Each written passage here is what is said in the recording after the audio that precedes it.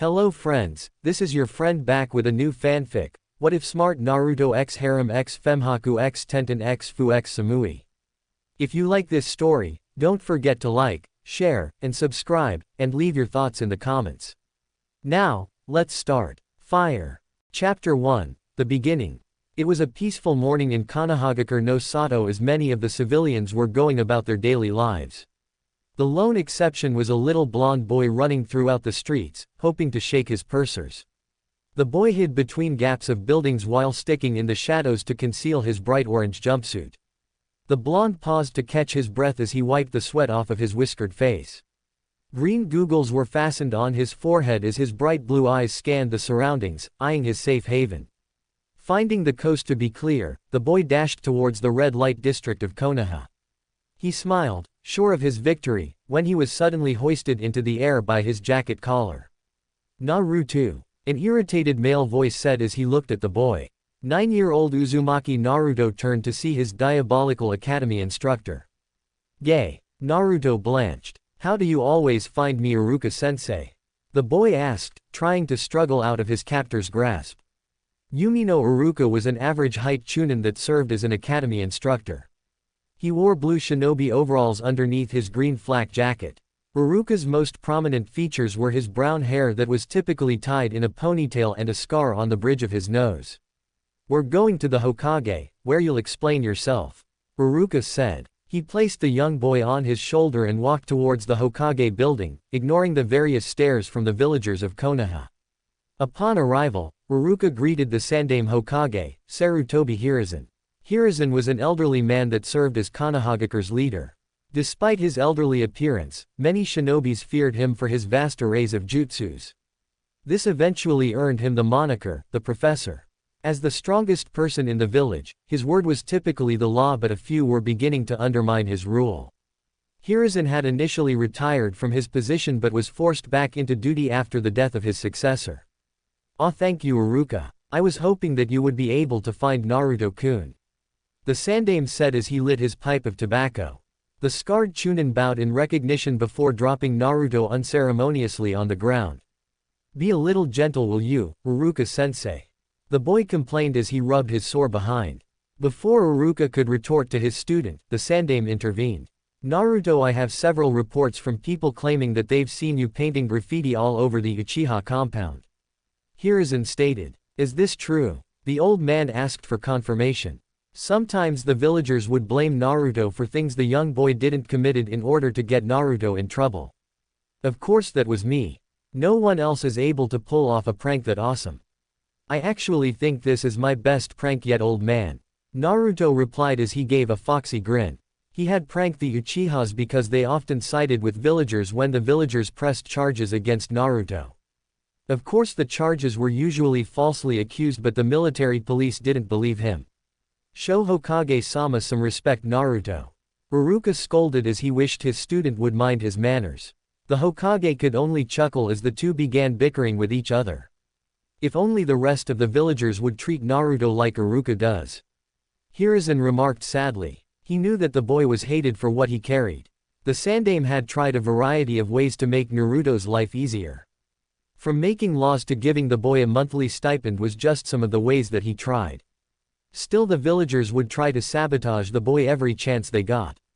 "Well, since you take credit for the act, as punishment, you're to clean the entire compound." Naruto's face instantly soured from the words. "What?" he shouted loudly. "What do you mean I have to clean it?" the blonde asked in protest. Hiruzen calmly took a drag from his pipe and blew the smoke into the air. "Think of this as a lesson. Shinobi are required to have a variety of skills to succeed in a mission. One of those skills is stealth. Learning to complete your objective without being spotted could be a matter of life and death," the Sandaime advised the academy student. Naruto rubbed his chin as he processed the words he just heard. "So as long as I don't get caught in the act, I don't have to worry about receiving punishments," the boy summarized while flashing a wide grin. Both Hiruzen and Iruka shuddered at the innocent smile. But before they could say anything, Naruto continued. "Thanks for the advice, old man. I'm going to head off and start on my punishment. I'm going to make sure that this is my last punishment." With that, he finished and left the room. The two adults silently stared at the door where the blonde left through. "Uruka, please tell me I didn't make the situation worse." Hiruzen hoped while rubbing his temples with his thumbs. A headache was quickly forming because of Naruto. "Don't worry Hokage-sama, there's absolutely no way that we won't be able to catch Naruto if he pulls another prank." Uruka tried to reassure the Hokage. "That being said, besides me, no one else has been able to catch him recently. I hope I'm thinking too much into this." The brunette Chunin mused. Later that evening, Naruto finally finished scrubbing out all of the paint from his prank. He had forgotten how huge the place actually was. The Uchiha compound was located northeast of Konohagakure, isolated from most of the village. The compound spanned several acres, making it easily the biggest clan compound. Collapsing on the ground near the front entrance, Naruto remembered the Uchihas he saw during his cleanup. Almost all of them were subtly glaring at him or whispering things like, "Demon boy," behind his back. He did manage to see Sasuke, who was practicing on a dummy. Naruto usually didn't associate with the other boy as they were stark opposites. Sasuke was the upcoming prodigy while Naruto was known as the dead last. The blonde was overly friendly while the Uchiha kept more to himself. This resulted in the two arguing whenever they saw each other. This time was no different as Sasuke said that Naruto was trespassing. They argued until the blonde eventually left to finish cleaning up. Naruto steadied his breath as he laid on the ground. Hearing footsteps coming towards him, Naruto turned to see a woman carrying a plate and a glass of water. The long blue-haired woman was wearing a dark blue kimono held together by a white sash. On the back of the kimono was the Uchiha symbol, a fan that was red on top and white on the bottom. "Good job on cleaning up your prank." The woman smiled as she bent down on the ground. She placed the glass and plate in front of Naruto. The boy sat up and looked at her oddly. "Who are you?" Naruto pointed to her. "And what's this?" He then pointed to the plate that was holding several sandwiches. "Oh, forgive me." The woman replied. "I'm Uchiha Makoto and you are?" "Uzumaki Naruto, nice to meet you, Datbeo," he replied back while smiling. The lady in front of him seemed friendly. She hadn't curse or glare at him even after he told her his name. Datbeo, why does that sound familiar?" Makoto mused as an image of a red-haired female popped into her head. Looking closely at Naruto's features, she began to see his resemblance to Kushina. Could he possibly be Kushina's son? But I thought the baby died along with Kushina. Makoto continued to stare at Naruto, unnerving the blonde. "Oh Kami, if you take away those whiskers, then you have a carbon copy of a younger Minato. I need to talk to Hokage-sama about this. Is there something on my face?" Naruto wondered as he began to feel around his face. This snapped the blue-haired woman from her trance. "Oh, it's nothing," Makoto replied quickly. "Here, have something to eat. I'm pretty sure you're feeling hungry," she said to change the subject. Naruto eyed the sandwiches suspiciously, wondering if it was tampered with. It was odd that someone was willing to give him free food. The only person that ever did that was the Sandame.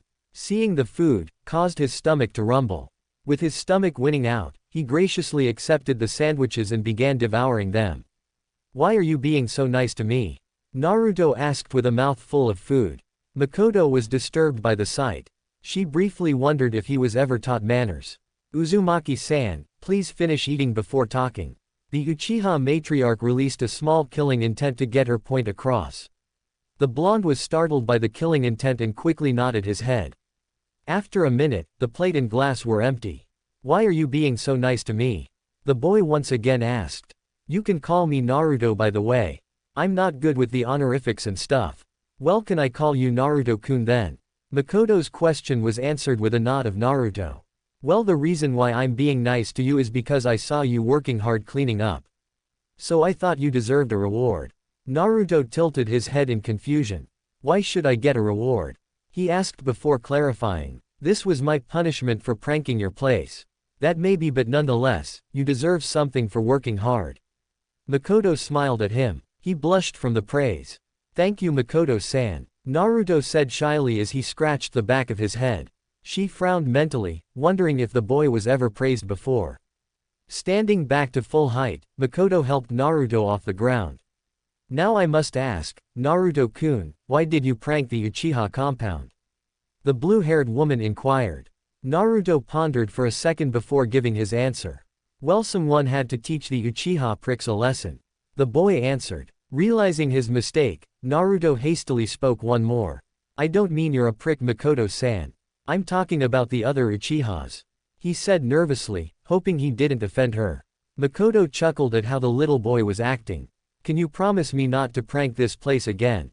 Makoto asked politely. Naruto shook his head, much to her dislike. I can't promise that. The blonde replied. Okay, how about a deal then? She proposed, getting his attention. If you promise not to prank the Uchiha compound, then I will teach you how to be a shinobi. How do you know I attend the academy? He asked. Makoto smiled as she answered his question. My sons, Sasuke-kun and Itachi-kun, talk about you. It was more of Sasuke complaining how the blonde boy kept on interrupting class with his pranks. Naruto received the shock of his short life. You're the mom of Sasuke-tem. He shouted in disbelief. How can the mom be so nice but the son be such a jerk? Naruto muttered, trying to wrap it around his head that Makoto was Sasuke's mom. Wait a minute, who in the heck is Itachi? As on cue, an Anbu wearing all black and a weasel mask appeared before the two. Itachi-kun, weasel ni. The two said from the appearance of the Anbu. Naruto ran up to the Anbu and gave him a hug.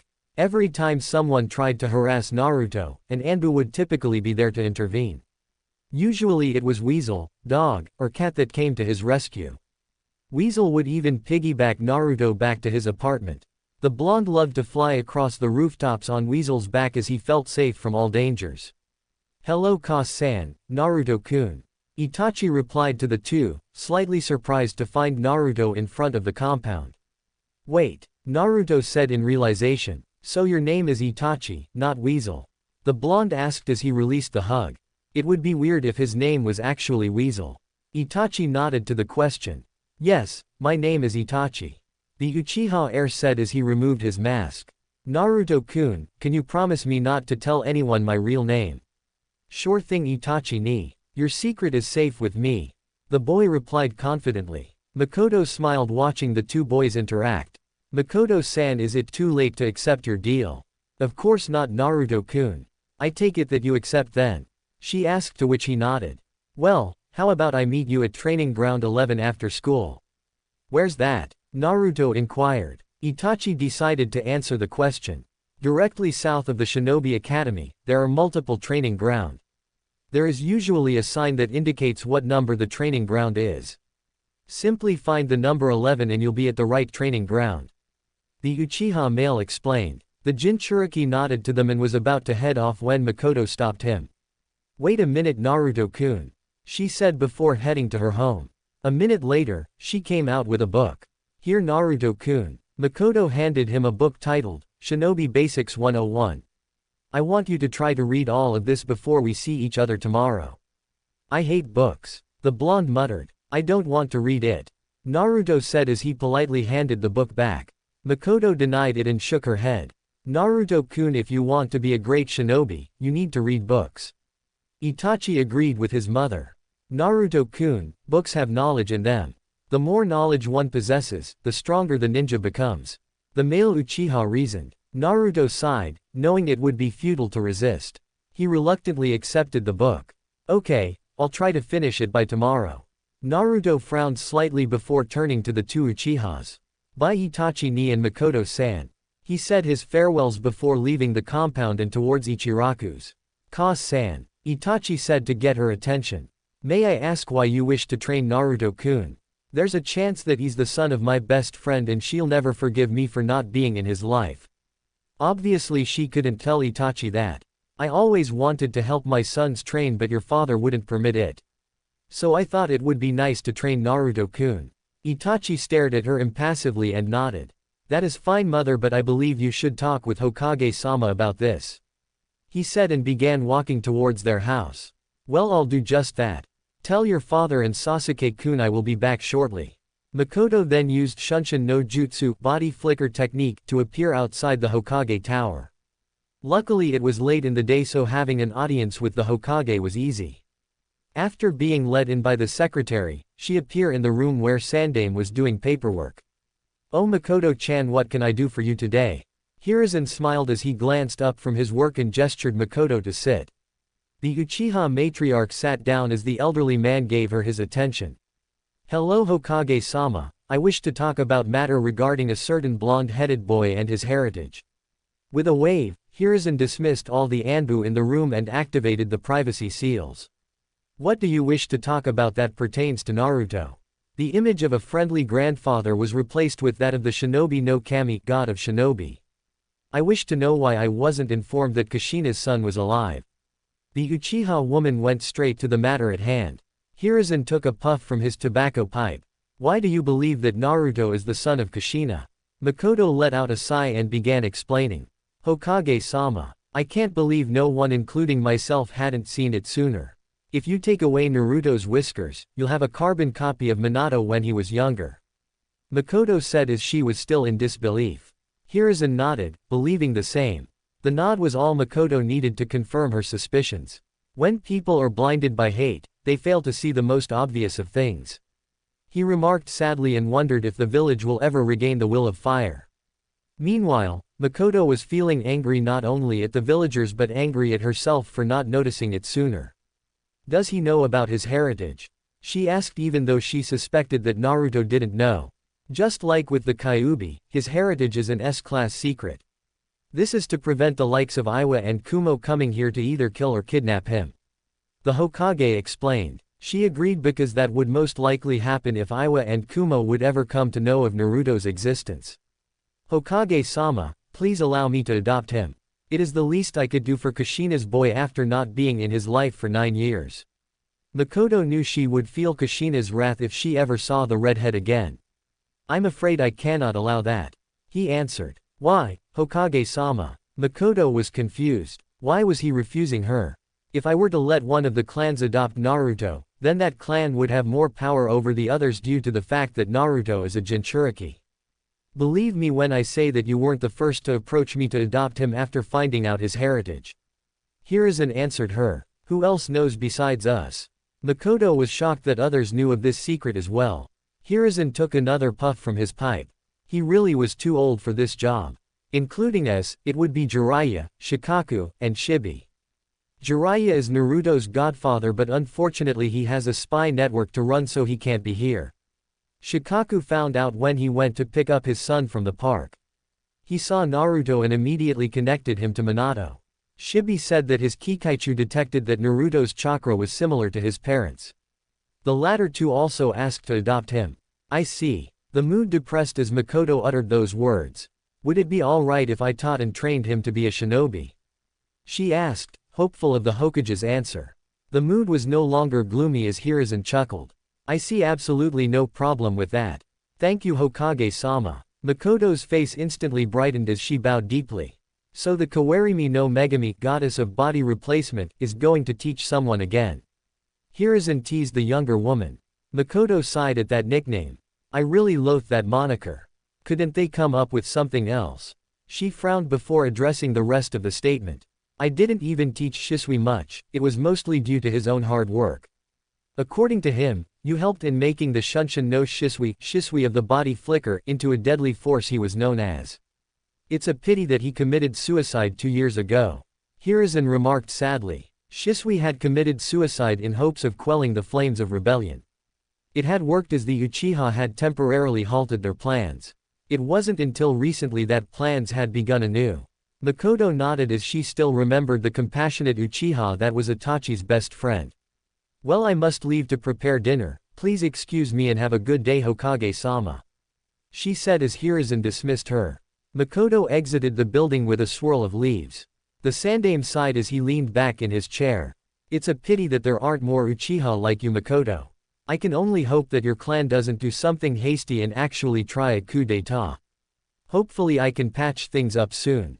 He turned back to his paperwork as the pile seemingly got bigger since he last saw it. I really need to look for a successor. Chapter 2, A Learning Process. On the way towards his 2-story apartment building, Naruto let out a heavy sigh. Graffiti of all colors decorated the wall leading towards his door.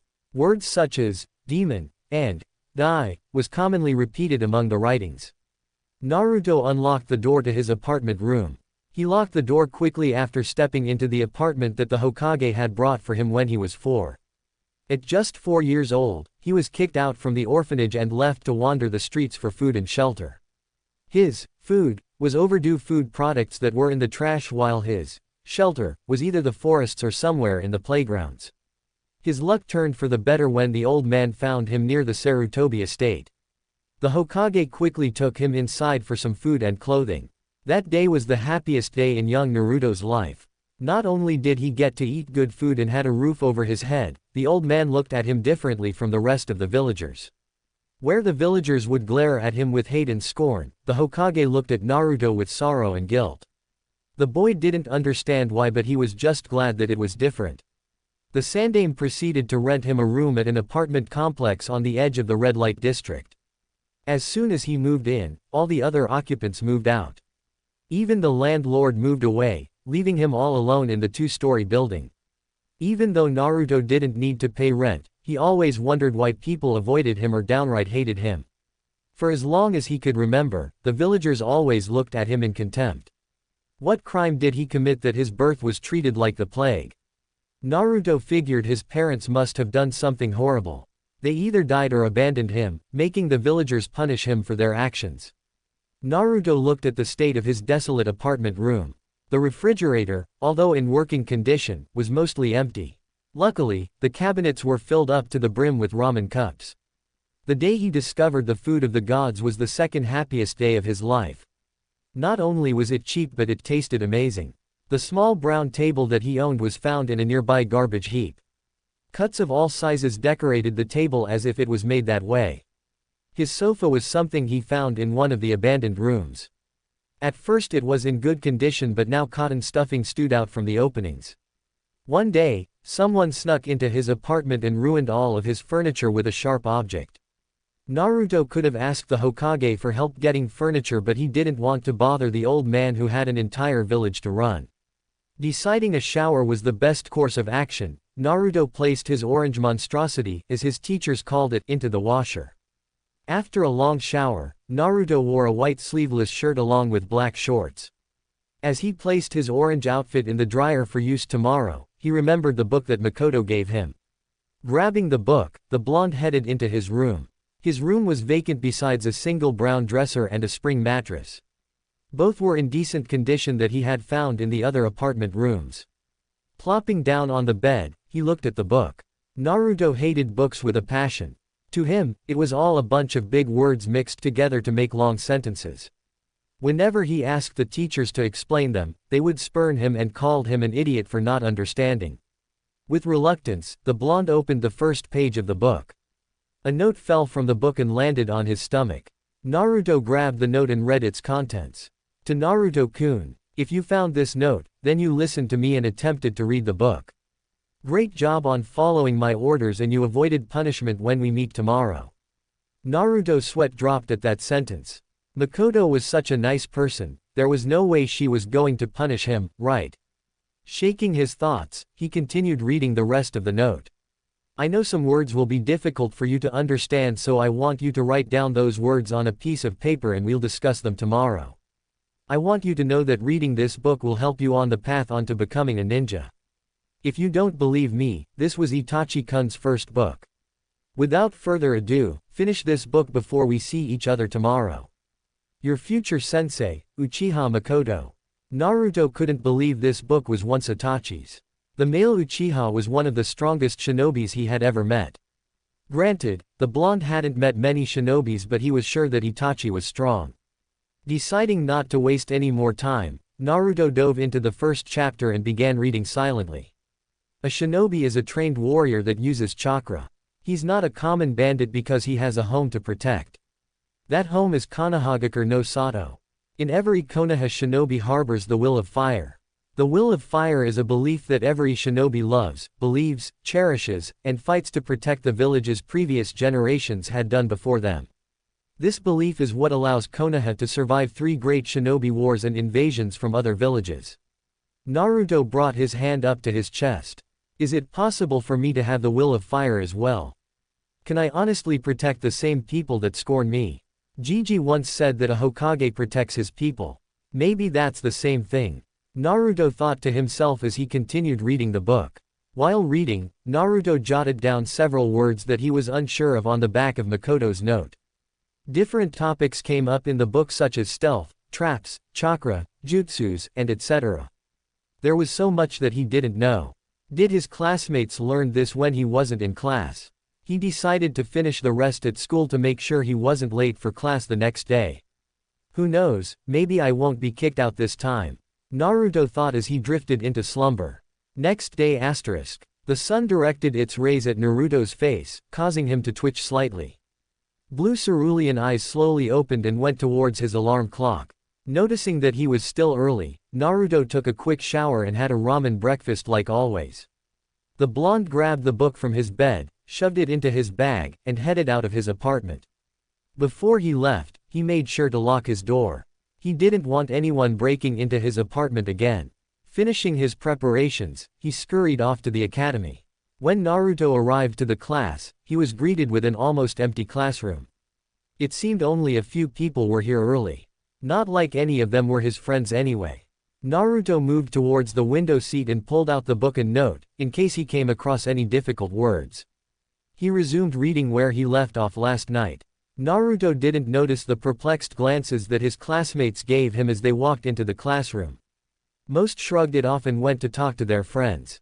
A black-haired boy, with his hair styled in a fan fashion, and a brown-haired boy arrived in the classroom together like always. The black-haired boy was Shikamaru, the heir of the Nara clan. The clan was known for their intelligence and using deer antlers to make medicine. The chubby boy next to him was his best friend, Choji. He was the heir of the Akamichi clan, evident by the red swirls on his cheeks. The two clans shared a close bond along with the Yamanaka clan.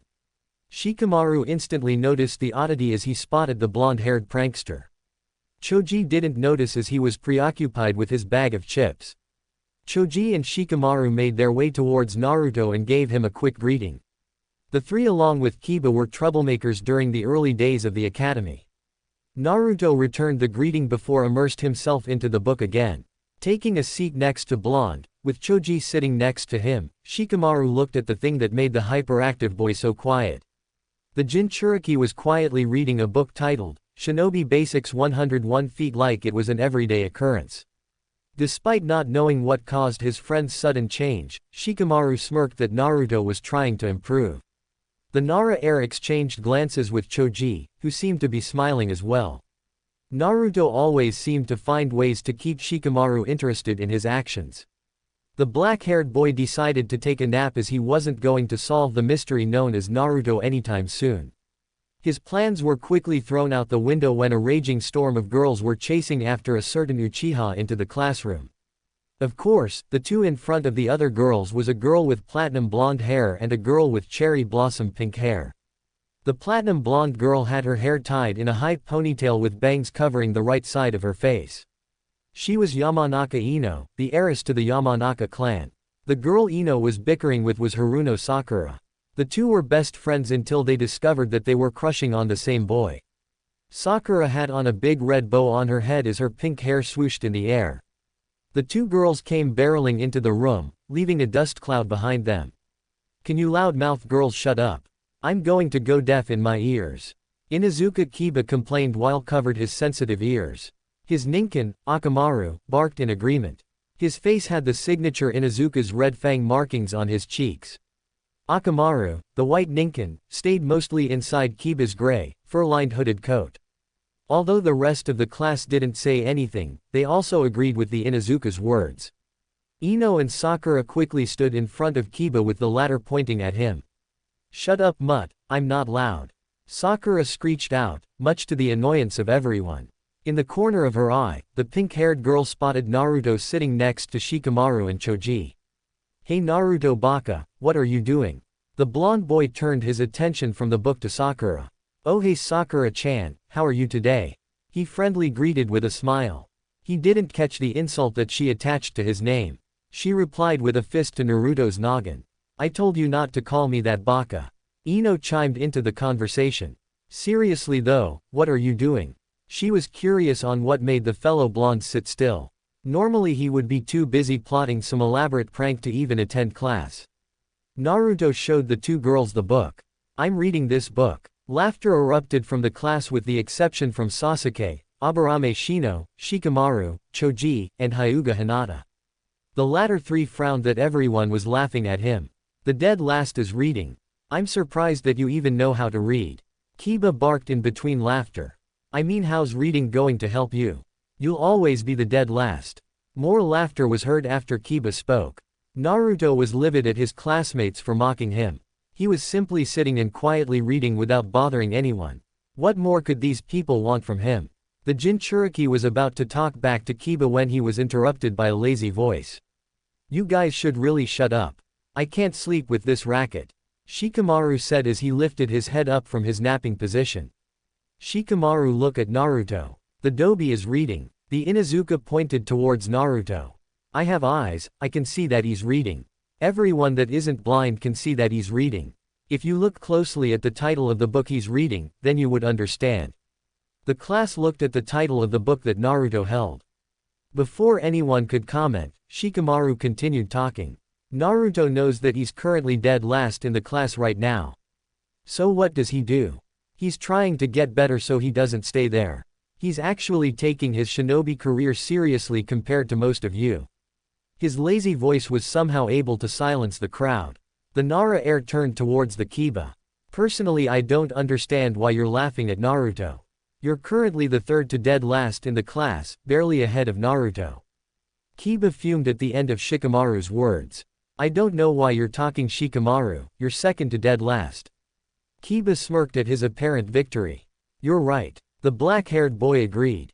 But you don't see me boasting about my position, nor do you see me belittling Naruto. I'm content with doing minimal effort to pass. You, on the other hand, better watch out before Naruto passes you up. The entire class, including Naruto, was stunned silent after Shikamaru finished talking. Before anything else could happen, Ruruka and Mizuki walked into the classroom. Ruruka's brow rose at the quietness of the classroom but ignored it to begin today's lecture. Everyone quietly took their seats. Ino and Sakura didn't argue who sat next to Sasuke either. Ruruka began today's lecture on the elemental nations. Naruto regained his composure as soon as the teacher started. He flashed a genuine smile instead of his usual fake smile. Thanks for helping me out, Shikamaru. Shikamaru just smirked at the blonde. What are friends for? The pineapple head then laid his head down and drifting off into his nap. Choji held out his chip bag towards Naruto, an Akamichi sign of friendship. Naruto took a chip from the bag and nodded a thank you to Choji. They both smiled and returned their attentions elsewhere. Choji went back to eating his chips while Naruto just smiled with the thought of friends. After school, Naruto rushed to training ground 11 as soon as class ended. Class was refreshing as he actually learned something and wasn't kicked out by the teachers. After some searching, he finally found the grounds he was looking for.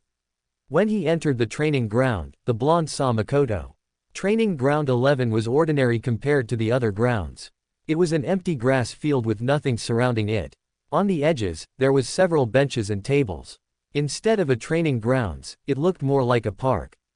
Hello, Makoto-san, the boy shouted as he headed towards the woman. She returned the greeting with a smile. How are you, Naruto-kun? I had an awesome day. Today I read the book you gave me in class but people laughed at me. Naruto frowned as he recalled the incident. Makoto frowned as well but decided to let the Jinchuriki continue talking. My friend Shikamaru told off the people who laughed at me. I didn't even know we were friends. Plus Choji gave me a chip from his chip bag, which means we're friends too. Oh, and Choji is an Akamichi, just in case you didn't know. I was able to learn something in class and I wasn't even kicked out. The hyperactive blonde rambled on. Makoto continued to frown at some of the things she heard but didn't pursue the topic. The woman simply patted his head, glad that he was happy. Alright Naruto-kun, since you're so happy today, how about we go buy you some new clothes? She suggested. Naruto looked at her oddly. What's wrong with my current clothes? He said as he looked at his favorite outfit. Makoto shook her head. Naruto-kun, a good ninja needs to use stealth by blending into the environment. Bright orange basically paints a target on you. She hoped to reason with him. As much as Naruto liked orange, he knew Makoto had a valid point. The problem is that shops don't let me buy anything. If they did let me buy stuff, it's really overpriced. This jumpsuit was the cheapest thing I can buy. Makoto stared at the ground impassively, but inside was a tornado of emotions. How dare the civilians treat a young child like this? The amount of hate he's receiving for something he has no control over is ridiculous. The Uchiha woman steeled her emotions as she looked back up at him. Come Naruto-kun, I know a shop that will sell you things at a fair price. She gestured to the boy. Naruto stood rooted to his spot. Makoto-san, while I appreciate it, why are you so nice to me? The boy asked. He was unused to this level of kindness. First she offered to train him and now she was taking him shopping. The Uchiha woman frowned once again. He's so used to being ignored by the village that he doesn't know how to perceive kindness without being suspicious. Kushina-chan, I regret not being there for your son earlier. Makoto apologized to her friend, hoping for her forgiveness. Naruto-kun, I'm doing this because I want to. She assured him. Naruto tilted his head in confusion but decided not to think too much about it.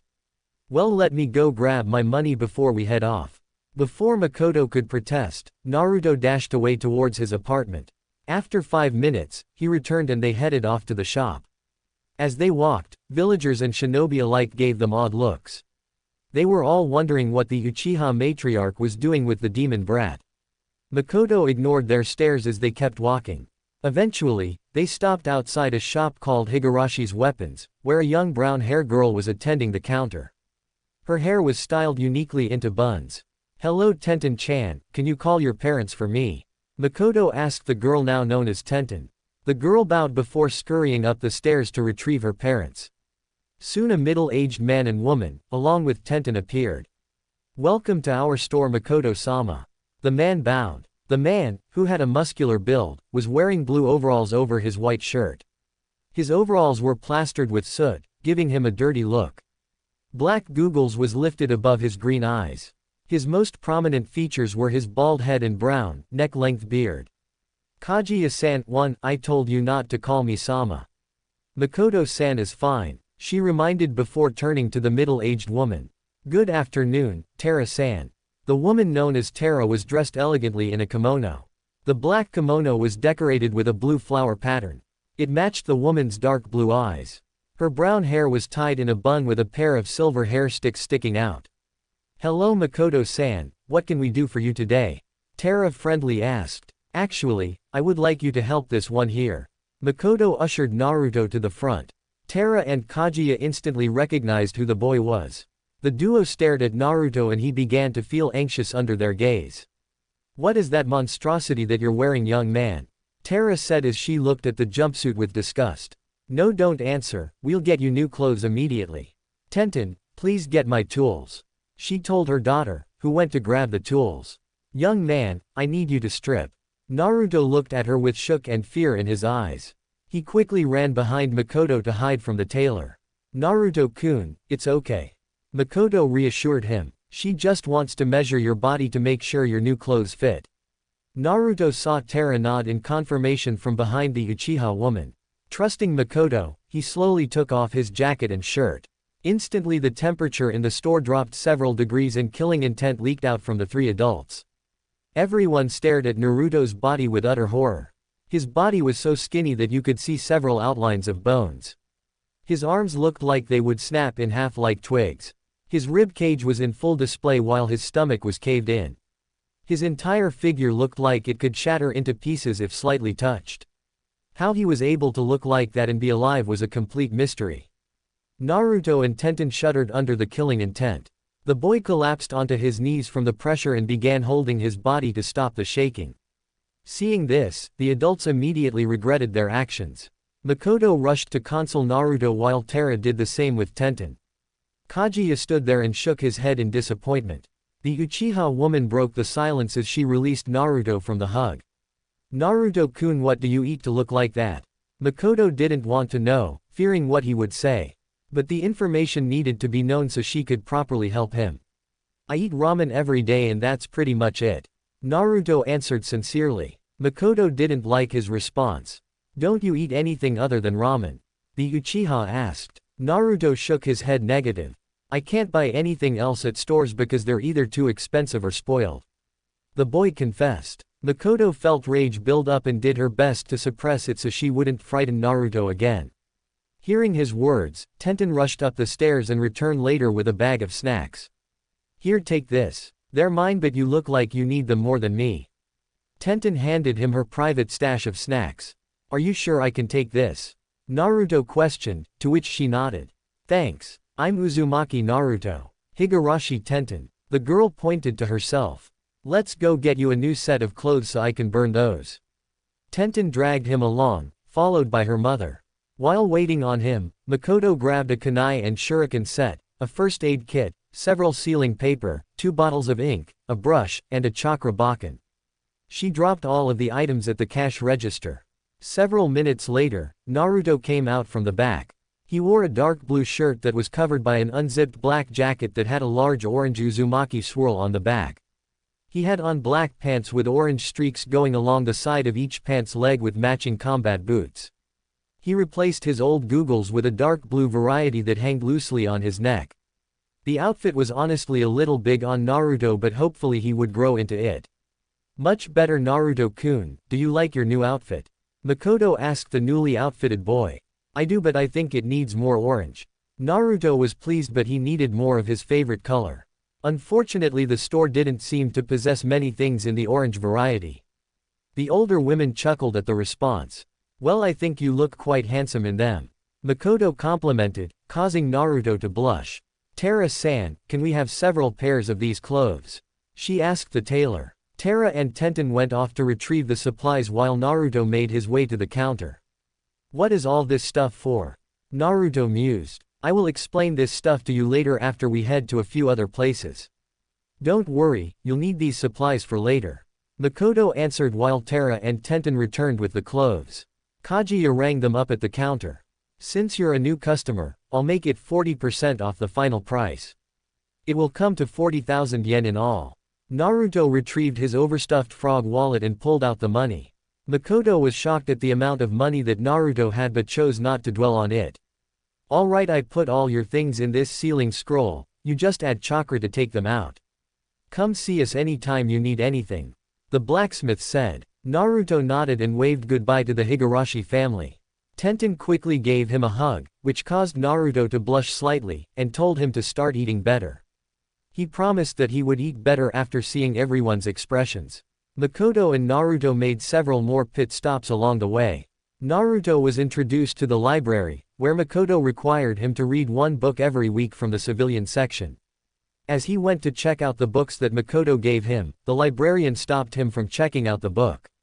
Makoto quickly gave her a glare and promised to tell the Hokage about the transaction, which prompted the librarian to let Naruto check them out. They then went grocery shopping for Naruto, who received the ire from other customers. Quick glares from the Uchiha woman made them cower away in fear.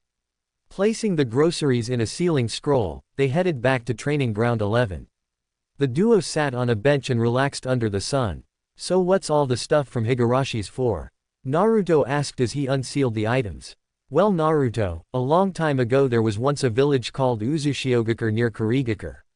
In that village was the Uzumaki clan, who was famous for its fuinjutsu and kenjutsu. Fearing the Uzumaki, 3 of the major 5 elemental nations attacked Uzushiogakure during the Second Great Ninja War. Unfortunately, Konohagakure wasn't fast to aid our allies and Uzushiogakure fell. Although in the end they won, the 3 nations that attacked lost 90% of their troops. This allowed Konohagakure to quickly win the war over the other villages. The Uzumaki clan no longer exists, but some of the people were able to flee in time. I figured that you would want to continue your clan's history. Makoto finished her history lesson. Naruto soaked in all the information and a grin appeared on his face. Although sad that his clan was destroyed, Naruto still held out hope. There was a chance that someone related to him existed. I've decided, he announced. Along with my dream to become Hokage, I'll also look for other Uzumaki members. I'm going to learn this fuinjutsu thing and kenjutsu to honor my clan. Makoto smiled at his proclamation. I knew you would say that. That was why I got you sealing paper and a chakra bakken, along with introductory fuinjutsu and kenjutsu books. She said, holding up each item. Now Naruto-kun, fuinjutsu is a very dangerous art, you must promise me that you'll be very careful while learning it. Yes Makoto-san, I'll be extremely careful. What is fuinjutsu anyway? Naruto asked. Fuinjutsu is the art of sealing. It's very complex, so complex that it's considered a dying art. That being said, fuinjutsu is very helpful, as you can tell with the sealing scrolls. Makoto commented. She also told Naruto that there was also a fuinjutsu expert in Konoha but he wasn't in town at the moment. I guess I'll ask Hokage Gigi about fuinjutsu when he has time. What is a chakra bakken? He asked. Naruto knew what they were separately but not together. Makoto held up the bakken. If you apply chakra to this bakken, it would get heavier. This is used so you can get used to the weight of a real katana when you manage to get one. It's mainly used for training purposes. She explained. He then asked Makoto if she knew any kenjutsu teachers. The Uchiha shook her head no but said that there were plenty of kenjutsu users in Konoha so he might see one someday. While Makoto was a kenjutsu user, her style relied on the use of her Sharingan. They then reviewed the book that Naruto read yesterday. They went over the words he didn't understand and reread the more important chapters. So when am I going to learn a super awesome jutsu? Naruto asked with sparkles in his eyes. Before I answer that, Naruto-kun, can you tell me what the 3 basic academy jutsus are?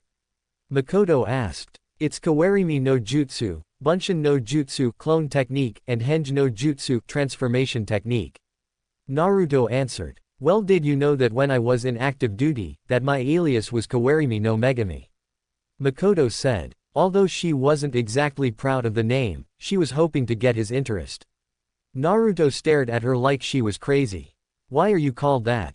The blonde wondered. There's so many jutsus that are much cooler than the Kawarimi no Jutsu. Makoto nodded at his question. You're right Naruto-kun. There are tons of cooler jutsus out there but the Kawarimi no Jutsu can save its user. Even if you have a cool jutsu to use, most of them can't help you escape from certain death.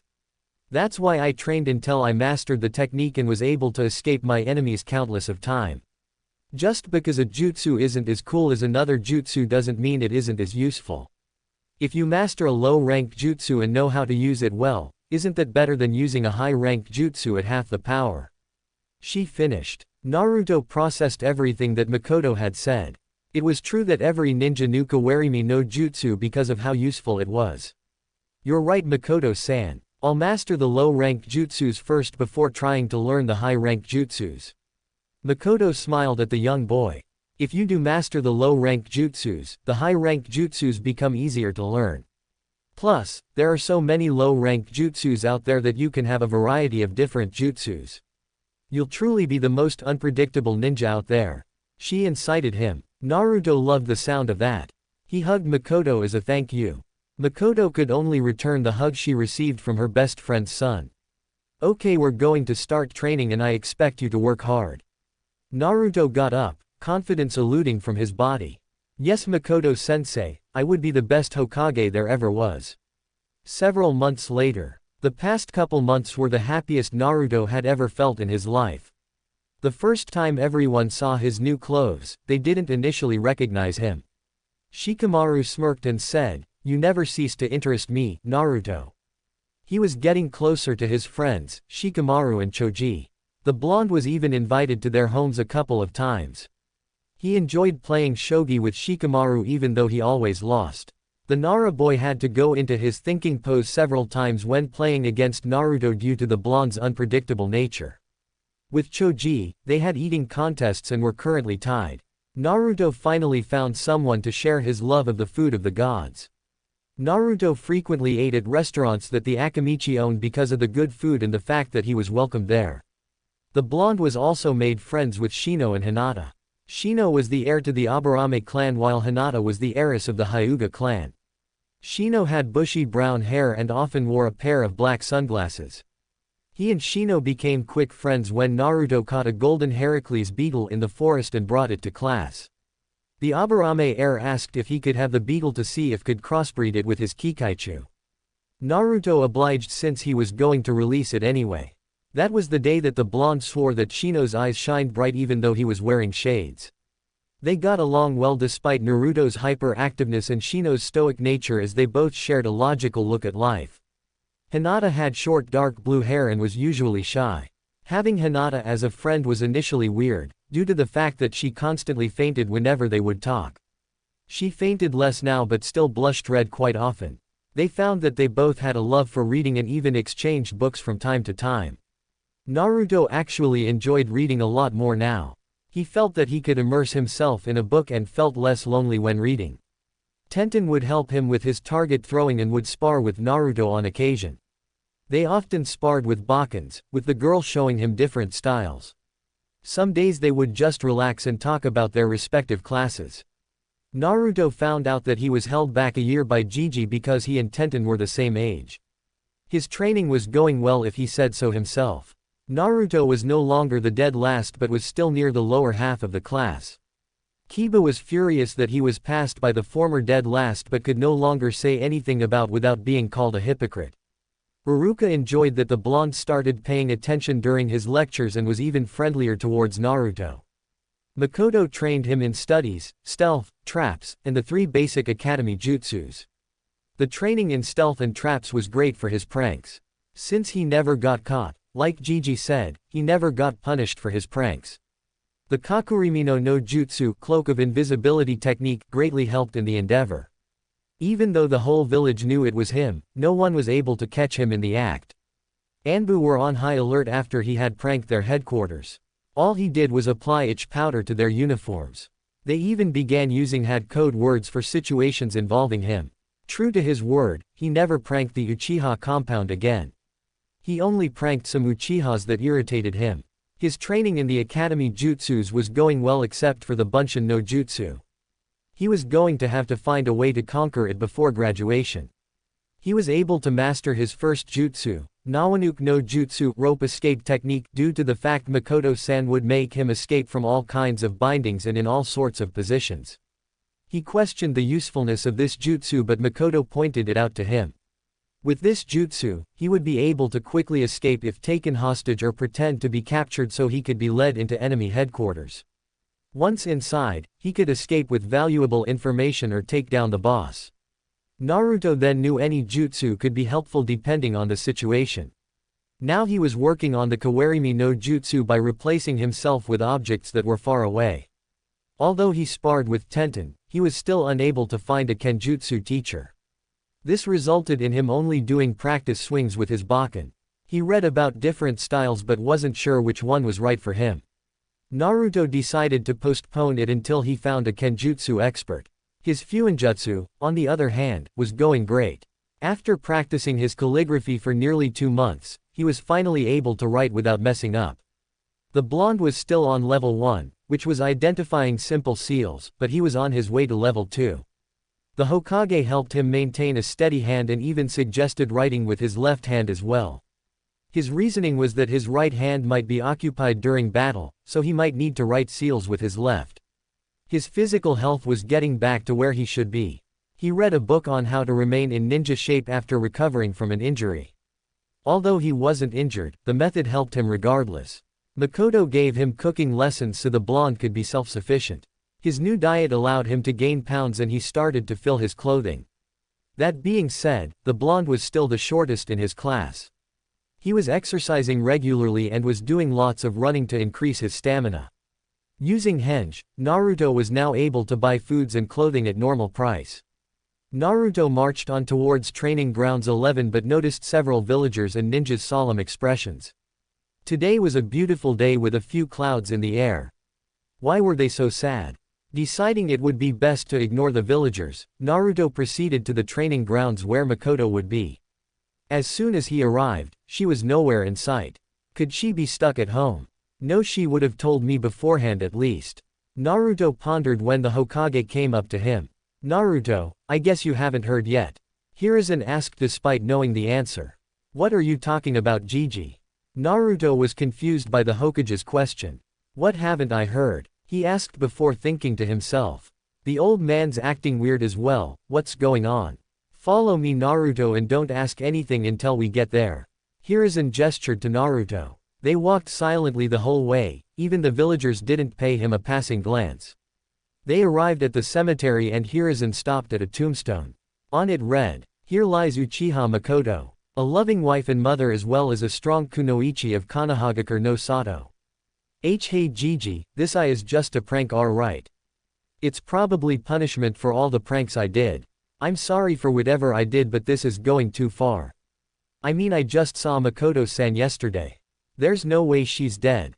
She looked just fine yesterday." Naruto stuttered over his words. He knew it was a lie, it had to be. "Naruto, yesterday night Uchiha Itachi murdered everybody in the Uchiha clan except for Uchiha Sasuke. We have no idea why he did it but we'll ask Sasuke when he wakes up from his comatose state. I'm sorry to say that this isn't a prank," the Hokage said softly, not wanting to hurt his surrogate grandson. Naruto collapsed onto the ground, his entire world shattering. There's no way Itachi would do something like that. He's the kindest person I know. Why would he kill everyone, especially his mother? Naruto was at loss for words. What was he trying to achieve? I don't understand what's going on anymore. Naruto's tears escaped his eyes and fell on the ground. Inside Hiruzen was filled with guilt.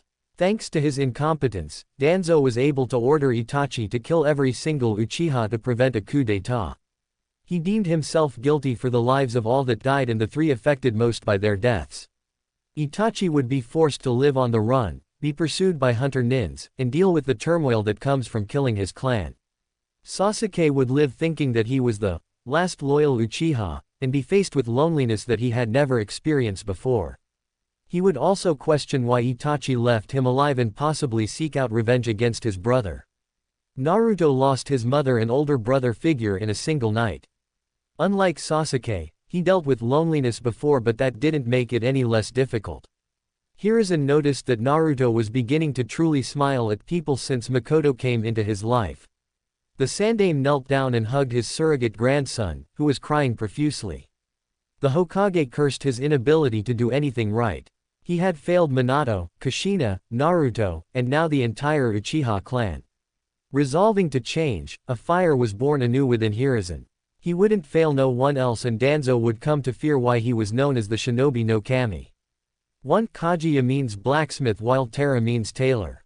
Chapter 3. Letting the fox out of the bag. 2 weeks had passed since the Uchiha massacre and life in Konohagakure had slowly returned to normalcy. Uchiha Itachi was placed in the bingo book as an S-class missing ninja for massacring the Uchiha clan. Uchiha Sasuke was placed under the care of elders, Udatain Kaharu and Mitokado Homura, until he was 16 or became a genin.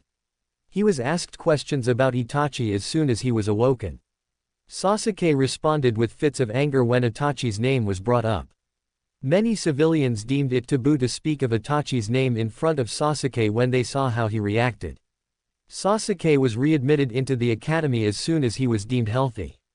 During his recovery, his fan club grew to insane proportions. Fangirls and fanboys were hoping to help the tragic hero, and constantly hounded him with gifts. The boy, however, paid them no attention and trained constantly when he wasn't attending classes. Our protagonist hadn't been attending class. He remained locked up in his room and only came out when summoned by the Hokage. Hiruzen was worried about his surrogate grandson and would often take him out to eat ramen. Naruto would eat a single bowl of ramen, thank the Hokage, and return home. Ayame and Kyuki were worried sick about their favorite customer. Naruto woke up from his slumber. To him, time seemed still and nothing was worth getting up for. He missed talking to Itachi and training with Makoto. Why did Itachi do it? I don't believe it was to test his powers like the villagers are saying. Itachi is too kind for that. There's no way he was faking all of that. He loved Konoha as much as the next person. He would do anything for Konoha. Naruto tried to decipher Itachi's actions but was coming up blank. A light knock came from his door and Naruto grudgingly got up to open the door for the Sandaime. Except the person behind the door wasn't the Hokage, but his lazy Nara friend. "Hey Shikamaru, what are you doing here?" the blonde boy asked. Shikamaru said nothing while his eyes began scanning Naruto. "Mom told me to come get you for dinner at our place, you troublesome blonde." The black-haired boy sighed at his friend. This was the first time he had seen the blonde in 2 weeks but Naruto looked like a shell of himself. Naruto's clothes were ruffled and he had major bags under his eyes. Most likely from the lack of sleep and crying, seeing as his eyes were still red. Sorry Shika, tell your mom that I'll come another time. The blonde refused the offer and was going to close the door until a hand stopped it. Naruto, you don't understand what that troublesome woman would do to me if I don't bring you. Look, I know you don't want to go but do it as a favor for me. Shikamaru pleaded. Naruto sighed and nodded. He told Shikamaru to wait for him to get dressed. In about 15 minutes, the duo headed towards the Nara compound. On their way there, villagers directed their scorn at the young Jinchuriki. At least that's one thing that won't change anytime soon. Hopefully Shikamaru won't notice but I doubt it. He's way too perspective not to. Naruto thought as he walked. Like the blonde thought, Shikamaru did notice that their glares were directed to his friend. Those glares always appear whenever I'm with Naruto. Is it because of the pranks that he did? No, even a prank couldn't produce a look like that. Does it have something to do with the graffiti on his apartment wall? They were calling him a demon and telling him to die. Plus, all the adults seem to know something our generation doesn't. As always, everything with Naruto is so troublesome. Shikamaru thoughts ceased as the duo arrived at the compound. Shikamaru directed Naruto to the backyard of the main house.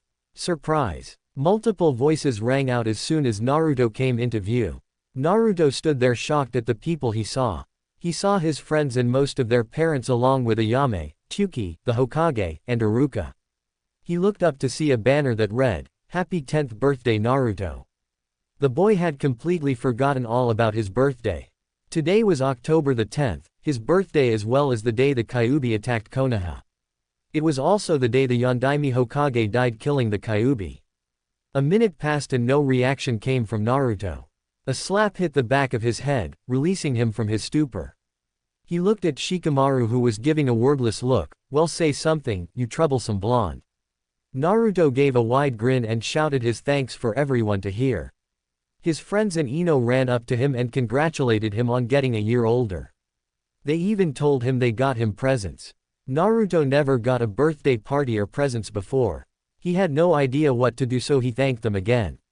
The party went into full swing and Naruto quickly forgot the sadness that plagued him for the last 2 weeks. Tsuki and Ayame gave him a personalized ramen bowl that was decorated with fish cakes before they had to leave to open up the shop. Hiruzen wished him a happy birthday and told Naruto to meet him in his office for his present before he headed home. The blonde boy was happy that he was able to spend his birthday with people other than just the Sandaime. He ate lots of cake and ice cream and was hyperactive the entire time, much to the disdain of the adults. Finally it was time to open the rest of the presents. Ino was the first to give her present. It was a purple hyacinth in a pot. It means forgiveness in flower language. I hope you can forgive me for being mean to you all of these years. She apologized. Naruto looked at her and smiled. It's okay Ino, how about we become friends? Ino nodded and gave her own smile. I would like that very much Naruto. Inoichi and Noriko Yamanaka nodded their heads, although for different reasons. The two Yamanaka were wearing yellow yukata with a purple flower design. Noriko had her brown hair tied in a bun with chopsticks holding it in place. Noriko was happy that her daughter gained a friend while Inoichi was happy that nothing was going on between Naruto and his princess. Shikaku and Choza shook their head at their friend's obvious happiness. Iruka gave Naruto a stack of slips. I wasn't sure what to get you. The scarred-faced Chunin admitted. The blonde boy opened the stacks to reveal a free bowl at Ichiraku's ramen. There's 50 slips in there. Any more and you'll clean out my wallet. Iruka chuckled as Naruto went airborne to give him a hug. Thank you Iruka-sensei. The Jinchuriki thanked his instructor. Choji gave him a one-day, all-you-can-eat pass at any Akamichi restaurant of his choosing. You better tell your chefs to be ready because we're going to have an eating contest soon. Naruto challenged his big-boned friend. You're going down. This will break our tie. Choji shouted back. Choza and Chiharu Akamichi grew pale and were rapidly making plans to gather extra supplies. The two Akamichi were wearing white yukatas that was decorated with red swirls, the Akamichi symbol. Chiharu's short black hair had a red flower clipped on. Hinata gave him the latest book in the Doki Doki series. The series was immensely popular with the female population and rivaled the Ika Ika series in sales. Thanks Hinata, I didn't know a new book had come out. He thanked her. Naruto didn't understand the series much, but he didn't want to make Hinata sad. It also gave them a topic to talk about. Anyo, it came out a week ago. Hinata said while she twirled her fingers. That clicked something within Naruto's head. While he was inside the sanctuary of his apartment, many things happened that he didn't know about. I hope you like your present, Naruto. She stuttered. Hinata didn't notice Naruto's change in expression. Naruto wore his mask once again and smiled to Hinata. Thanks Hinata, we'll talk about it after I finish reading it. The Jinchuriki thanked her once more. Naruto didn't have time to dwell on his thoughts as Shino came up to him. Naruto-san, I once again wish to congratulate you on your day of birth. Before I give you your present, I shall inform you about the status of the Golden Hercules beetle that you gave me. The beetle and my Kikaichu were able to produce a new breed of insect. The Aburame heir said with no change in his voice. Shino held out his index finger and out came a larger Kikaichu that had a golden shell. Instantly the women fled from the two boys. Naruto noticed a slight tick mark forming on Shino's head. Shino, first off, I told you to call me Naruto. Secondly, isn't it really hard to assimilate with new insects? Thirdly, what does it do? Finally, that's so cool. Glad I was able to help you out, Shino. The blonde commented. Naruto saw Shino revert back to his stoic state, although he seemed happier now. The blonde wasn't sure if he was right because no one could really tell in Aburame's expressions. Yes, you did tell me to call you without honorifics and I will remember it the next time we speak. It is indeed difficult to assimilate with a new species, but these are the offspring my own Kikaichu. That allowed the process to be easier than normally. I have yet to discover their abilities, but regardless, a new species is an exciting event in my clan. Shino answered. Everyone else had a single thought, of course your clan would get excited about bugs. This is the present that I wish to give you. Shino grabbed a ring and handed it to Naruto. This ring is given to the allies of the Aburame clan. Inside the ring is the pheromone of a female Kikaichu that can be released by applying chakra to it. When it is released, insects will surround you and form a cocoon to protect you from harm. While it is not an effective defense, it should be able to survive a single attack. The shade-wearing boy explained. Naruto stared at the ring and Shino wide-eyed. The ring was white with an engraving of a black Kikaichu on it. Are you sure you want to give this to me? I mean, this is obviously important. The Jinchuriki was unsure if he could accept this present. Naruto, not only did you help me discover a new species, but you have never once treated me or my clan like freaks. That is more than enough for me to trust you. If you decline, that means you don't deem my clan as worthy allies. Shino said with no emotion. Naruto frowned at Shino's comment. Of course I think your clan is worthy allies. I'll gladly accept this ring, thank you Shino. Naruto said as he slipped the ring onto his middle finger on his left hand. Shino nodded as well as his father. Shibi approved of his son's choice and was glad that he was able to find a trustworthy friend. Shibi was present with his normal Jonin outfit, the typical Aburame attire. Tenten was next to give Naruto his present. Well, I was actually planning to give you something else, but Dad told me not to. He says to visit him tomorrow for something I can't tell you. She told him. Naruto was confused by her words but allowed her to continue nonetheless. Anyway, I got you this book, since I know you're almost finished with level 1. Tenten said as she revealed a book titled, Fuinjutsu Level 2, Try Not to Blow Yourself Up. Naruto was ecstatic about this present since he no longer needed to wait until he was a genin to borrow a copy from the library. He hugged Tenten tightly as a thank you. This set off a chain of reactions from everyone. Tenten flushed red from being hugged by a boy in public. Hinata was paralyzed and extremely jealous that she wasn't in Tenten's position. Ino's eyes had gained a strange gleam. The younger boys knew Naruto was just being friendly. The adults, on the other hand, were snickering at the two kids. Naruto pulled back and tilted his head in confusion. Suddenly he remembered something from the Doki Doki series. Girls often blushed when hugged by boys in public or by someone they like. Naruto didn't know which one Tenten was blushing about, so he did what boys his age did. He proceeded to blush the color of a ripe tomato. A cough from Shikamaru composed the two 10-year-olds. Thanking Tenten once again and promising to visit tomorrow, he turned to the Naras. Thank you for allowing my birthday party to be here, Shikaku-san and Yoshino-san. Naruto bowed to the husband and wife. The two Naras were wearing plain black yukatas. Yoshino had argued with her husband to get a more decorative yukata, but he was too lazy to choose. The Nara woman had her long brown hair straightened instead of the usual ponytail. Yoshino ran up to him and pulled him into a motherly hug. "You know you're always welcome here, Naru-chan," she teased. "Yoshino-san, don't call me that, it's embarrassing." He sent the male Naras a look, requesting help. They looked away, whistling as if they didn't know what was going on.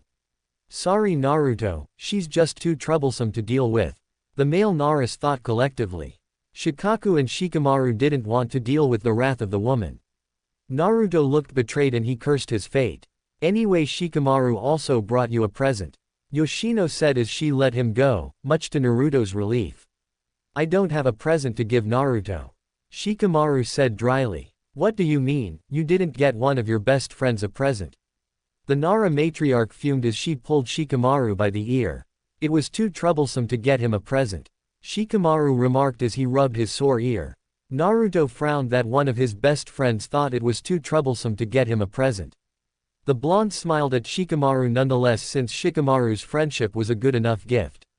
"It's alright Shika, I'll kick your in shoji next time," Naruto proclaimed. Shikamaru smirked at Naruto. "I can't wait for that day to come."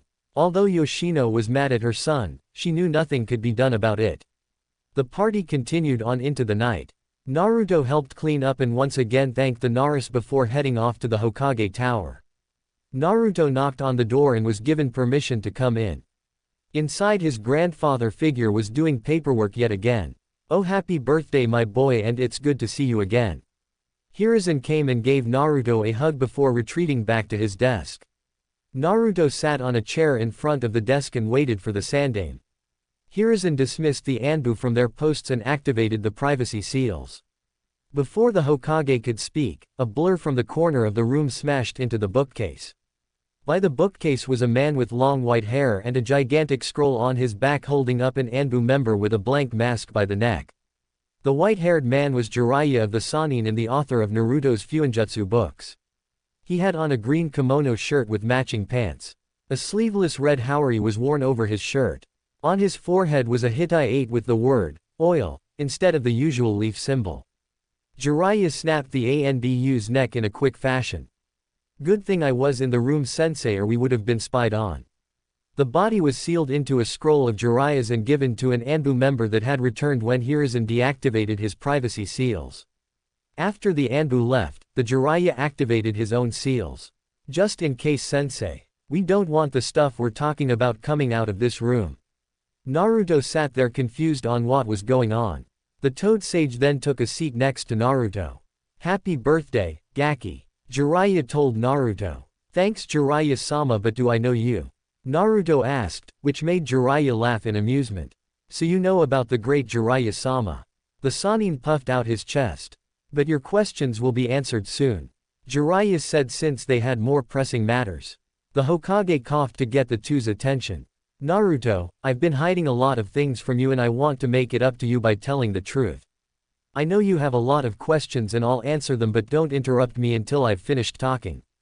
What I'm about to tell you doesn't leave this room, understand?" Hiruzen spoke seriously to get his word across. Naruto nodded in agreement and kept his silence. Hiruzen took a long drag from his pipe before he spoke.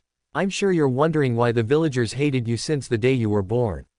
On the day you were born, the Kyuubi no Yoko attacked Konohagakure.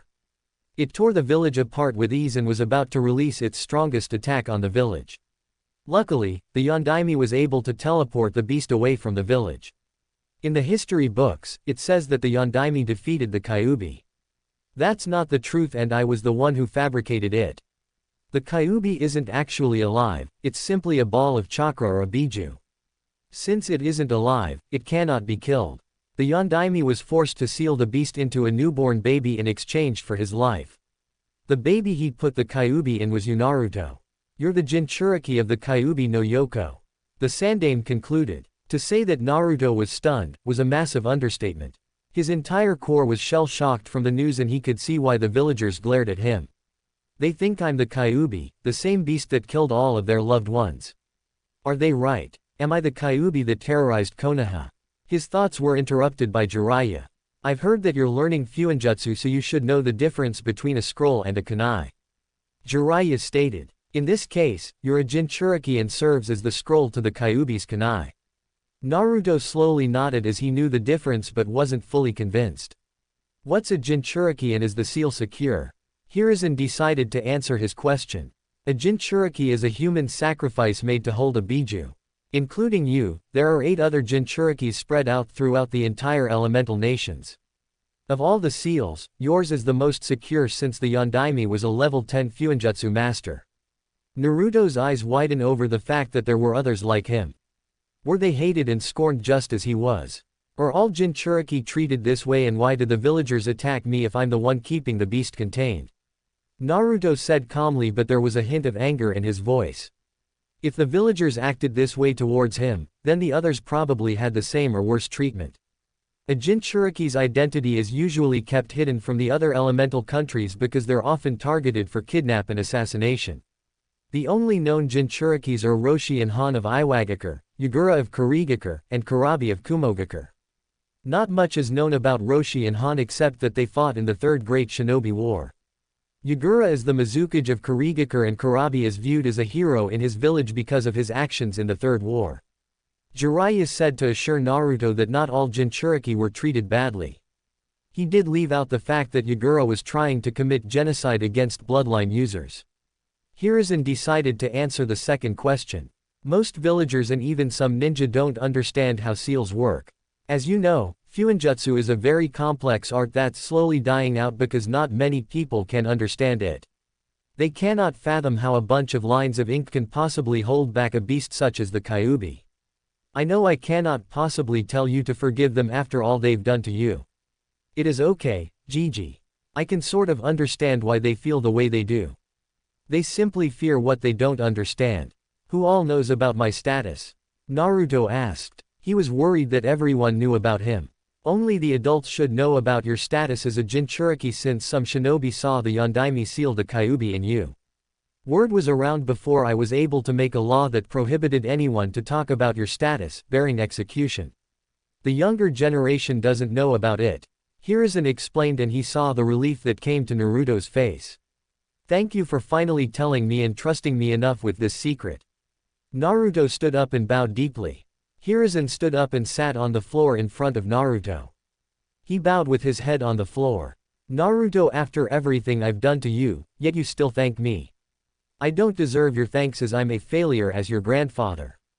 The Sandaime said. Hiruzen felt hands lifting his head and the same hands wrapping around his torso. Gigi, don't ever say that. I don't care what anyone else says. You're the best grandfather in the world and I can't be any happier. Naruto reproached. The grandfather and grandson wept in each other's arms. Both were feeling relief for different reasons, but they were happy to have one another. Jiraiya turned away from the scene to give the two some privacy while also wiping his own manly tears away.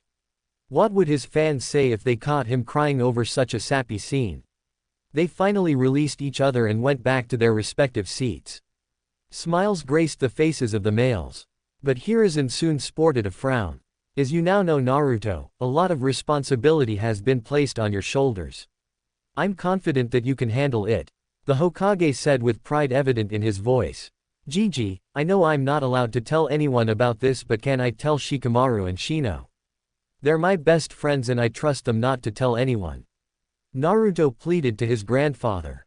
Hiruzen pondered his surrogate grandson's words. The Toad Sage answered for him. I think it'll be fine for him to tell them, sensei. They don't seem to be the type to judge.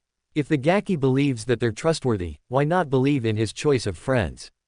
Jiraiya proposed. The Hokage nodded a yes but told Naruto it had to be somewhere private. Thank you, Gigi. Is there anything else you need from me? The blonde asked. Hiruzen nodded. I have another secret I'm keeping from you, Naruto, and it's regarding the identity of your parents. I, however, cannot tell you their identities until you reach the rank of Chunin because of certain reasons. Please try to understand that we're doing this for your own good. The Hokage told the blonde. Naruto had only one thought on his mind. Did they, my parents, love me? He asked, hopeful of a good answer. Hiruzen's smile was one of remembrance. They loved you more than anything else. You were their treasure and they regret not being here to see you grow up. I know if they were here, they would be really proud of you. The Hokage replied. Naruto knew that meant they were dead, but he still smiled as his parents loved him. Thank you, Gigi. That should be everything, I presume. Naruto asked, but the Hokage pointed to his student. I have a present to give you as well, Gaki. The present is a godfather, or more specifically, me. Jiraiya shouted as he struck a pose. Your parents made me your godfather before you were born. Naruto's eyes widened at Jiraiya's words and quickly narrowed in rage. The young boy got up from his seat and kicked Jiraiya in the gut before following with an uppercut to the chin. Naruto took out his Bakken from its seal and applied chakra to it, making it the heaviest he could possibly handle. He dashed and did a side swipe to hit Jiraiya on the side. Naruto huffed and puffed from the exertion of his actions. Where were you for the past 9 years? I had no one that cared about me except for Gigi, Iyame Nisan, Tuki-san, and Iruka-sensei for 8 years. I was beaten, abused, spitted on, ignored or glared at by the villagers every day of my life. My life finally got better when Makoto-san and Itachi-ni came into my life last year. Slowly I started to make friends and found people that cared about me. Where were you when I desperately needed someone when Makoto-san died 2 weeks ago? I know I'm just a brat to you, but couldn't you have been in my life just for an hour? I understand that you have lots of duties to perform as a Sannin, but was it that hard to tell me you existed? I'm sorry, but I don't want to see your face anymore today. Naruto ranted all of his frustrations. The boy stormed out the room and slammed the door, leaving a downcasted Jiraiya. Hiruzen watched his student. Why didn't you dodge his attacks? The Hokage inquired. Jiraiya slowly got up from the floor and sat down on the chair once more. I deserved that beating from him. The Toad Sage replied softly. His hand moved to his side to soothe the pain. Just give him some time to breathe. He doesn't hate you, but it'll take him time to open up to you. Hiruzen said, trying to cheer up his student the best he can. In other news, there's another reason I called you back here besides the fact that it's Naruto's birthday. I want you to bring Tsunade back to Konoha. Sensei, she left here 17 years ago and I don't think anything is going to bring her back. The white-haired man commented. Jiraiya knew that bring back his teammate was an extremely difficult task, if not impossible. Tell her that I'll pay her debts with my finances and that I'll allow for a medic nin program to be made. If she still refuses, she'll be stripped of her rights as a Sannin and will be declared as a missing nin. Hiruzen responded. Also, tell her that Naruto is alive. He added nonchalantly. Jiraiya slammed his hands onto the desk. Are you trying to get me killed, Sarutobi-sensei? I was already going to get pummeled because of the threat. Now I'm going to be killed, revived, and killed again when I tell her about Naruto. Tsunade was close with Kushina before she left with the village with Shizune. She believes that Naruto died along with his parents. If she found out that we've been hiding him from her, we'll essentially be signing our death sentences. The Toad Sage shouted. Being on the receiving end of Tsunade's punches for years, Jiraiya knew how deadly the Slug Princess was. Hiruzen took a drag from his pipe. Trust me, I know what will happen, but I need her here when I finally take down Danzo. Jiraiya sat down with that statement. So you're finally going to kill that old goat. It's about time. I never did like him even though he's helping Konoha in a way. Hiruzen nodded. I know that he won't be an easy person to take down, so I'll need someone here, in case I fall in battle. That doesn't mean I plan on dying, but I'm not in the shape I used to be. Alright, old man, I'll bring back Tsunade with me back to Konoha even if she's the one dragging my lifeless body through the gates. I hope Naruto talks to me when I come back. The Sannin finished. Jiraiya left the building through the windowsill, leaving Hiruzen all alone. The Hokage stared at a picture of the Yondaime. I'll correct my mistakes, Minato, even it costs me my life. He glanced at his eternal enemy on his desk. Although I wished you had told me how to defeat paperwork before you died. Hiruzen groaned as he went back to stamping papers into the night. The next day Naruto was jogging around the town in the early morning hours. He was thinking about the conversation he had with the Hokage and Jiraiya. The Sandaime had finally told him why he was hated by the villagers. The boy felt like a burden was removed from his shoulders, even though it was now in his stomach. Although he was mad at Jiraiya, he needed to be civilized or at least let his godfather explain his reasons the next time he saw him. Naruto was out of breath by the time he came back to his apartment. Not exercising for 2 weeks really drained on his stamina.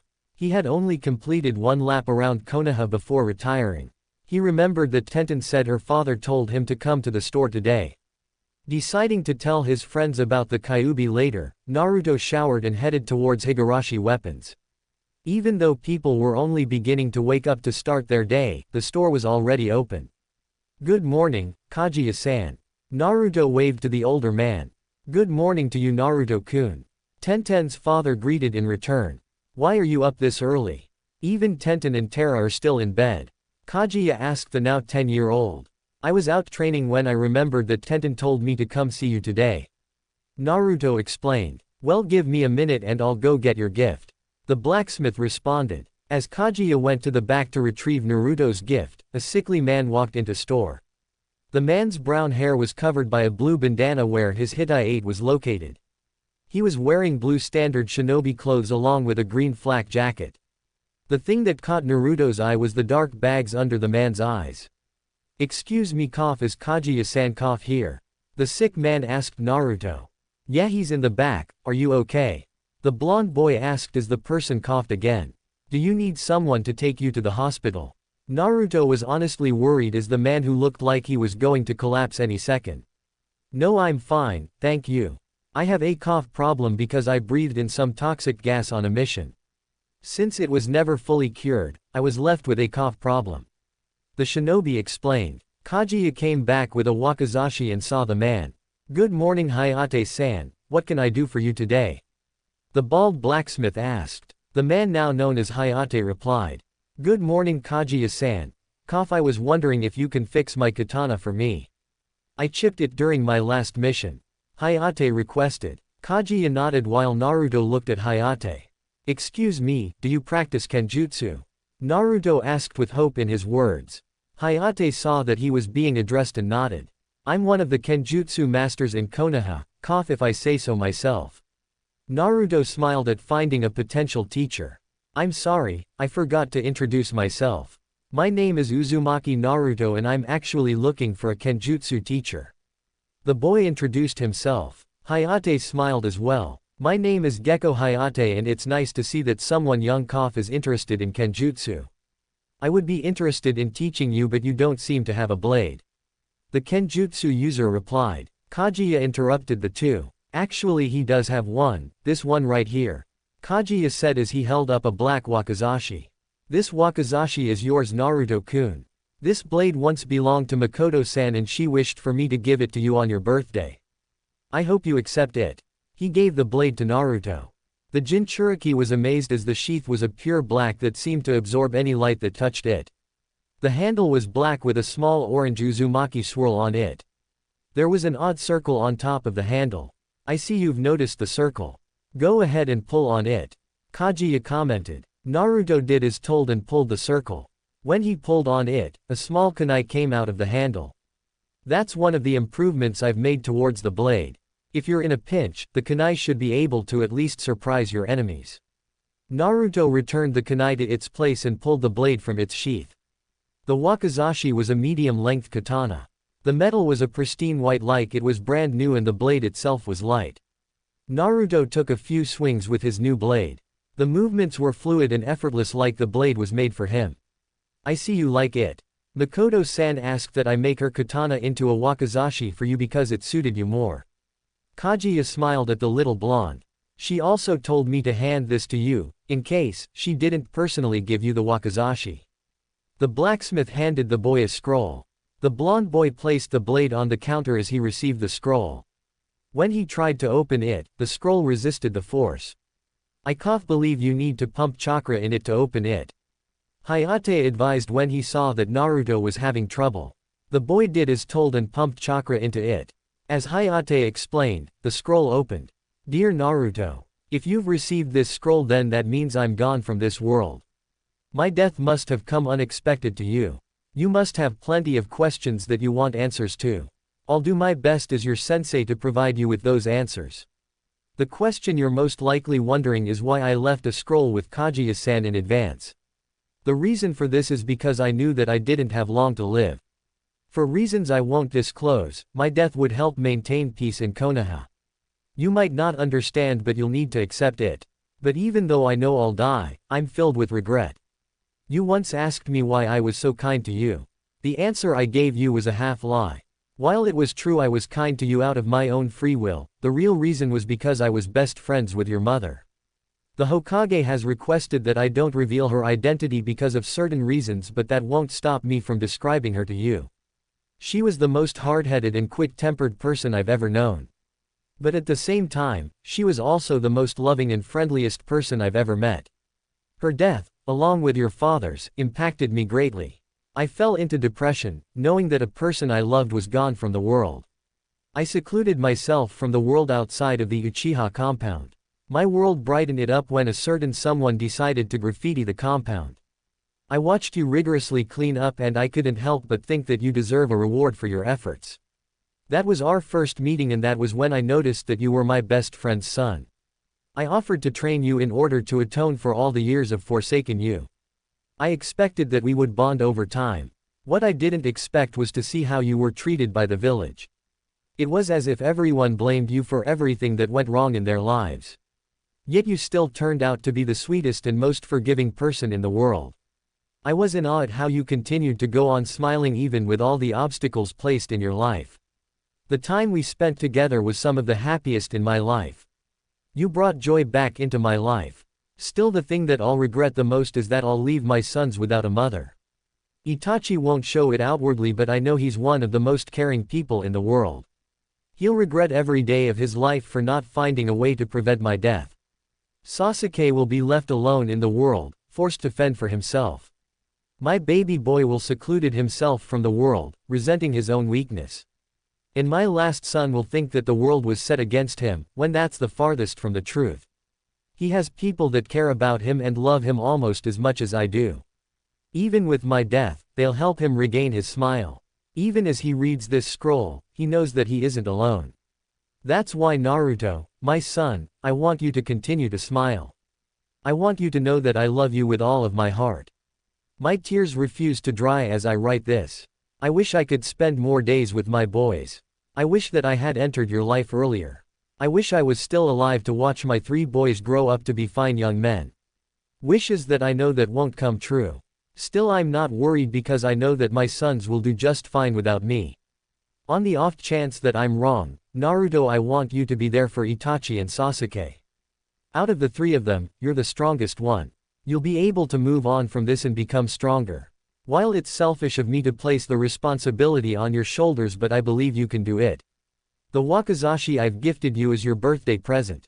It was originally my katana, but I believe that a wakizashi would be a better fit for you. Use the wakizashi to accomplish all your dreams. It saddens me that this will be my last present to you. Naruto, please stay strong. Know that I will always love you and that I couldn't ask for a better son. Your loving mother, Uchiha Makoto. As Naruto finished reading the note, he failed to notice that tears were running down his cheeks. The streams of liquid refused to stop and they began falling onto the scroll. Not wanting to damage the scroll, the boy quickly wiped away his tears. He rolled up the scroll and looked up. Naruto noticed that Hayate and Kaguya was looking away from him, most likely to give him some privacy. Grabbing the blade that Makoto once used, a sad smile graced his face. Even after death, you still watch out for me. I'll treasure this wakizashi and use it to fulfill my dreams. And I promise that I'll be there for Itachi and Sasuke. Naruto thought as his resolve strengthened. What are you going to name your blade? Hayate asked as he turned towards the blonde. Naruto looked at Kaguya. Did this blade have a name? The boy asked. Kaguya scratched his beard and pondered. I don't believe Makoto-san gave it a name. Either that or she never told me its name. You should name it, the blacksmith suggested. Naruto looked at the blade and instantly found a worthy name. This wakizashi will now be called Jogi no Kotoba, words of a ruler, too, in honor of Makoto-san. The boy said. Both males smiled at the name. I think that's an excellent name, Naruto. Kaguya commented. Well, it looks like you have a blade now, Naruto. A lady with long purple hair commented as she came into the store. The woman was wearing a dark green variety of shinobi clothes. On her arms were black sleeves that reached up near her shoulder. She had white wraps on her left leg as well as her feet. Like Hayate, she also had a green flak jacket. Yugao-chan coughed. Sorry it took so long, I wasn't here talking. Hayate apologized to the woman. To Naruto, she seemed oddly familiar, like he had seen her before. Looking at her long purple hair, he instantly recognized her. Cat-san, is that you? Naruto asked, remembering the cat Anbu that helped him when he was little. Yugao smiled and nodded her head. Naruto, that's my name when I'm in my Anbu uniform, my name otherwise is Azuki Yugao. Yugao introduced herself to Naruto. Naruto nodded before turning to Hayate. Hayate-san, can you teach me kenjutsu? The blonde asked politely. Hayate thought for a moment as he handed his katana to Kaguya.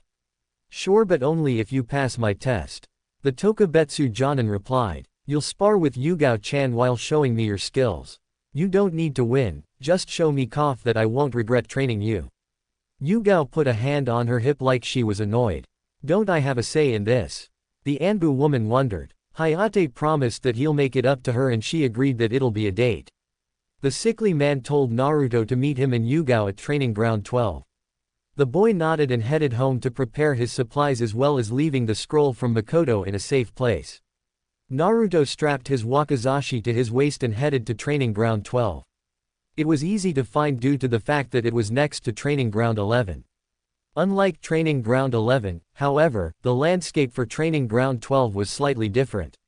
The only real difference was that 12 stretched into a forest area full of trees. As he arrived, the blonde saw Yugao and Hayate waiting. The Anbu woman had a katana strapped to her back. Since this is only a spar, there will be no kill shots, so try not to kill each other. The spar ends when I say so or when your opponent gives up. Hayate explained the rules of the spar. Yugao turned to him with a grin on her face. You could be a proctor for the exam someday. The purple-haired woman commented. Hayate didn't respond as he raised his hand. Yugao and Naruto got into their battle stances. Hayate swung his hand down to start the match. Yugao vs Naruto. Naruto quickly fled into the woods as soon as the match started. Damn it, I was hoping that he wouldn't flee into the woods. As an Anbu, Yugao was often tasked with watching over Naruto. After the incident where the blonde pranked the Anbu HQ, she was also tasked on capturing him. Like everyone else, she was unable to spot Naruto anywhere in the village after the prank was committed. She had hoped he would fight her head-on. Now she either had to chase after him while running through possible traps or wait until he showed himself. She decided on option third, make him come out. Kaiten, Hausenka no Jutsu, mythical fire phoenix technique. Yugao shot small fireballs from her mouth and aimed it at the trees. Some trees were burnt from the technique, but Naruto still didn't appear. A kunai was thrown from the trees and Yugao easily sidestepped away from it. This time, two shurikens came whirling from her left, making Yugao run forward. Despite this action, the shurikens followed her movements. What? How is it following me? The woman mused when she saw an odd glimmer from the sun. He's using ninja wire to control the shuriken's path. Yugao grabbed her katana and severed the connection. From his hiding spot, Naruto waited for the right opportunity to strike. When Yugao turned her back on Naruto, he pounced. The Anbu woman felt a presence behind her, so she drove her left foot into the ground and spun with her right foot in the air. Her foot met a burned piece of wood and the wood shattered under the pressure. He was able to kawari me just in time, but how did he get behind me? Her thoughts were interrupted when two shuriken attached with ninja wire came from her right and left. She ran forward only for a kunai to come straight at her face. She tilted her body to the side to avoid the flying projectile. Only her instinct saved her from the next attack. Naruto side-swiped with his blade, forcing Yugao to drop to the ground. The blonde swung his blade down but was interfered by Yugao's katana. Yugao, using her superior strength, pushed Naruto's wakizashi back. She pressed her hands on the ground and swung her feet up to her chest. As soon as her knees were over her head, her hands pushed off the ground, allowing her body to sail towards Naruto. The boy crossed his arms across his chest when Yugao's kick planted on his arms. Naruto skidded back from the force of the kicks. He had no time to think as Yugao was already up and pressing him. The purple-haired woman swung her katana in a downward arc and Naruto blocked by raising his wakizashi with his right hand. He instantly grabbed the handle with his left hand and pulled out the small kunai. He flicked the kunai at Yugao's chest, forcing her to dodge by bending backwards. He used Kawarimi to switch places with the kunai and swung his blade upwards towards Yugao's back. With cat-like reflexes, Yugao used her blade to hit the top of Naruto's sword. She flipped her body upright instantly and swung her sword's handle at Naruto's right hand. The move caused Naruto's hand to tense up and he dropped his blade. The next thing he felt was Yugao's katana pressed against his neck. "I give up," Naruto said while raising his hand upwards. Clapping could be heard from Hayate. "I must say, you're better than I thought," the Kenjutsu user praised. Yugao put her katana back into his sheath and Naruto did the same. "You almost got me, Naruto. That's something even if I'm only going at you with 25% of my full strength." Naruto's jaw dropped at the reveal. "Man, I thought you were going full strength the whole time." The boy commented, sad that she wasn't going all out. Hayate and Yugao laughed at his disappointment. "Naruto, if I was going full strength, you wouldn't have made it to the woods. I'm not an Anbu for nothing," the purple-haired woman explained, trying to bring up his spirits. "Naruto, I must say that performance was impressive. I would gladly train you in Kenjutsu, but I'll admit that you have some weaknesses. Although Yugao is older than you, she was able to outmuscle and outrun you when she wasn't going full speed. I know that it sounds harsh since she's an Anbu, but I think we should work on allowing you to go faster at bursts and strength training. Your stamina is good as you don't seemed fatigued. You're able to make some good plans, but it seemed like you were swinging your sword wildly at times. I figured that you don't have a style, so I'll help you find one. Now I want you to explain the battle to me and why you did such things so I can help choose a Kenjutsu style that fits you." Hayate appraised Naruto's performance. "I usually train at the training grounds next to this one, so I'm used to the terrain around here. As you said, I don't have a Kenjutsu style, so I plan to attack with long-distance attacks. I ran into the woods, hoping Yugao-san would follow me. She didn't and tried to flush me out. I threw a kunai to get her to dodge. I then threw 2 shurikens that I attached with ninja wire and directed her back to her original position. As soon as she saw the wire, I tied the wire to a tree branch. I then used Kawarimi with the kunai I threw earlier and used henge to change into a kunai as fast as possible. When she cut the wire, I waited until her back was turned to attack her, but she spun around and kicked me. Luckily I was able to use Kawarimi with a burnt log. I once again pulled out my ninja wire and shurikens, except this time I attached the wire to a tree trunk.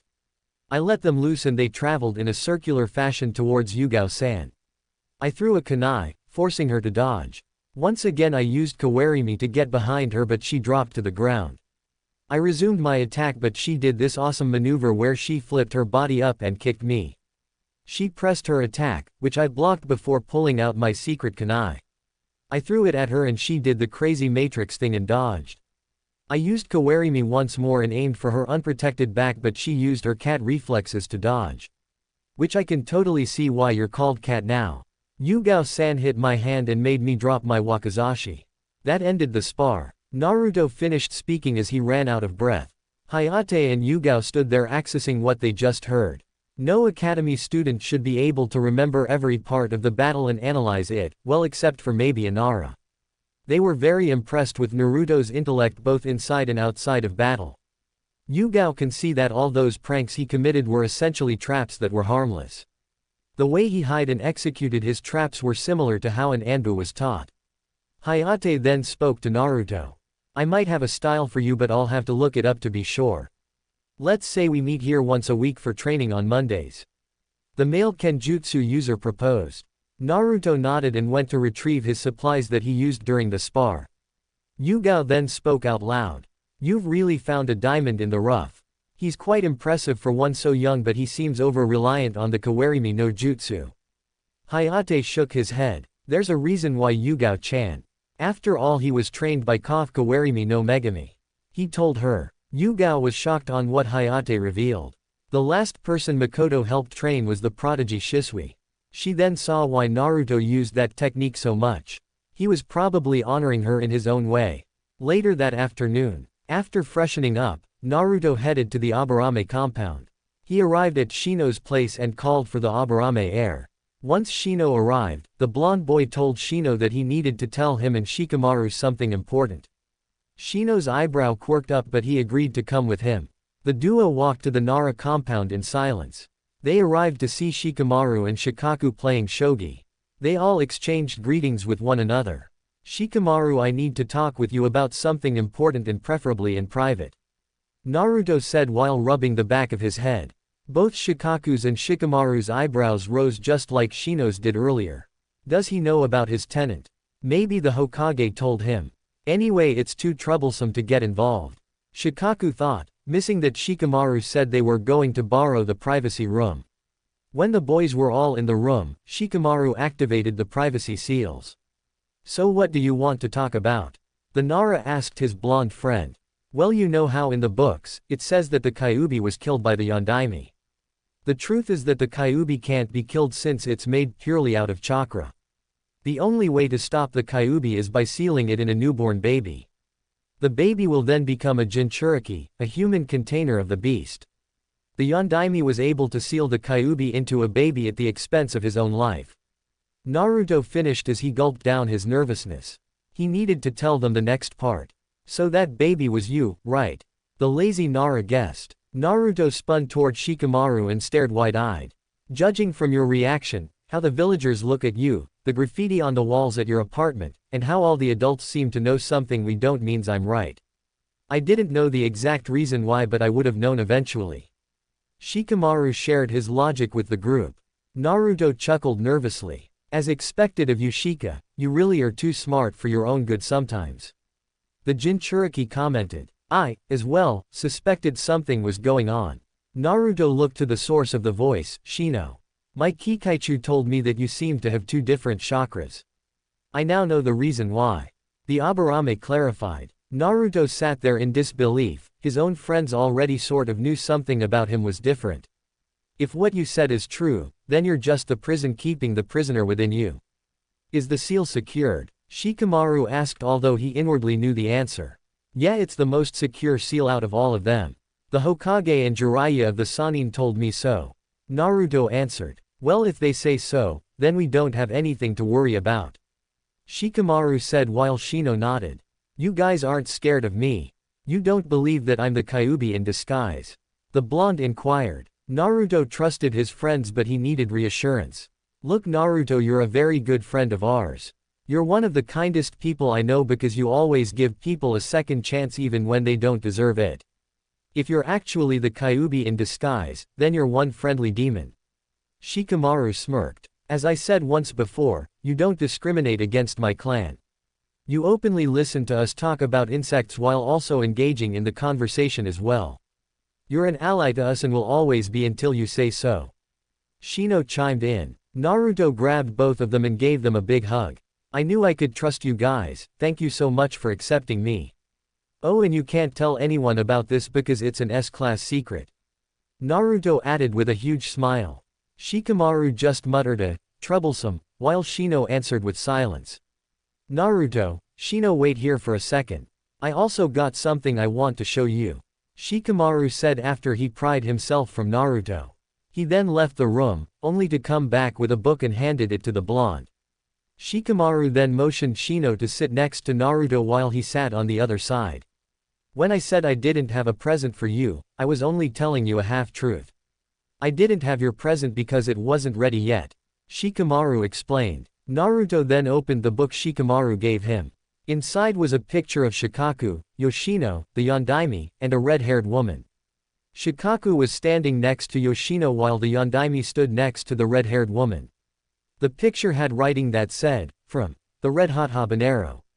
I accidentally saw this picture in one of my family's old photo albums when I was forced against my will to help clean a few weeks ago. It was tucked in the back so you wouldn't see it if you didn't look carefully. I was curious, so I asked my parents about it. They simply took the picture from me and told me not to worry about. That only further intrigued me, so I went to the library and I found out her name. Her name was Uzumaki Kushina, and I believe that she's your mother." Before Naruto can comment, Shikamaru continued. "That wasn't even the most surprising thing. It's said that her son was presumed dead along with her. If you look at the picture, your mom and the Yondaime seem close." That's because they actually are close. Uzumaki Kushina's husband was Namikaze Minato, in other words, the Yondaime was your father. 1. We never find out what Ino's and Choji's mother's names were. So I used the name of their voice actors.